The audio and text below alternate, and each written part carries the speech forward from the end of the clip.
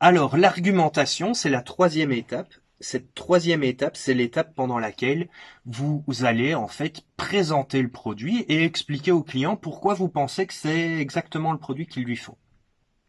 Alors, on a le vendeur utilise le XAC pour le rebond commercial. Qu'est-ce que c'est le XAC? En fait, c'est l'idée de présenter pour un produit d'abord une caractéristique, sa signification, l'avantage qu'elle procure au client, et puis de lui poser une question.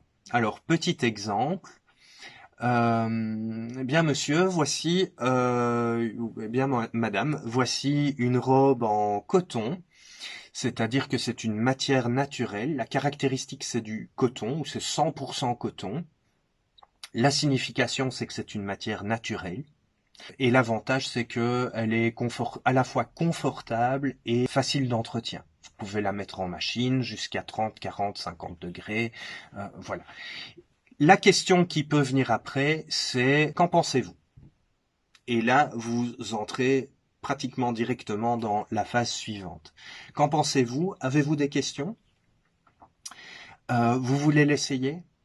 Voilà. Ça, c'est ce que vous pouvez faire ici. Alors, je vais pas être très dur sur le XAC maintenant parce que, par contre, vous devrez le maîtriser en fin de sixième.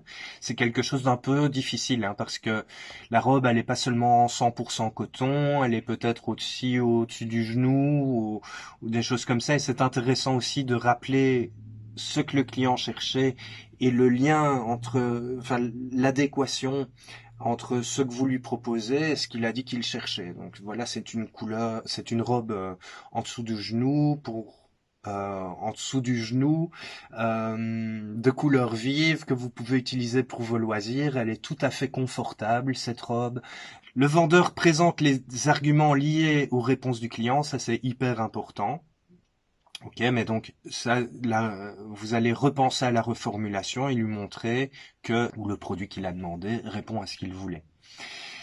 Donc vous commencerez par les avantages les plus importants pour le client et vous n'allez pas les présenter en fonction du son casque puisqu'on verra ça en septembre. Le vendeur s'arrête pour entendre les questions du client et y répondre. Donc là, c'est important de laisser un temps au client pour vous donner son avis.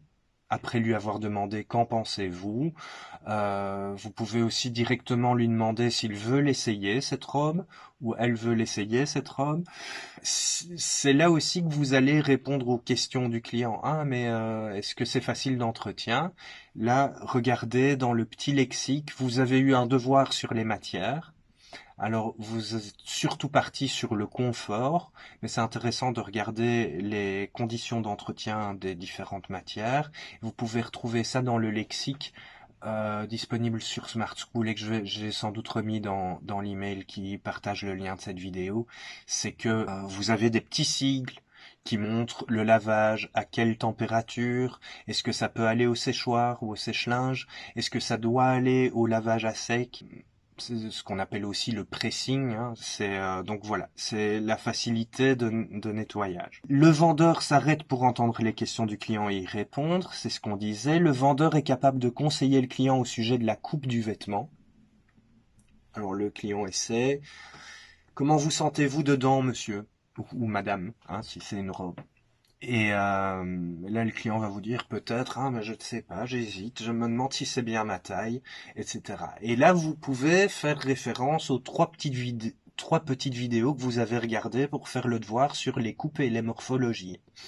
Si je devais résumer ces trois vidéos en quelques mots, c'est que vous avez, malheureusement, ou je ne sais pas, vous avez des idéaux. C'est-à-dire qu'on a une certaine idée de la beauté. Et en général, pour une femme, ce sera plutôt une silhouette en X, et pour un homme, ce sera plutôt une silhouette en V, le grand baraquet avec les épaules larges et la petite taille, et pour les femmes, une silhouette comme les pin-up des années 50. Alors, si on veut résumer ces 3 vidéos qui expliquaient dans le détail, un jean régular, c'est quoi, et qu'est-ce qu'on peut porter quand on est petit et mince, et qu'est-ce qu'on doit porter quand on a une silhouette en H, etc. En fait, ce qu'on doit porter, c'est des choses qui nous rapprochent de l'idéal.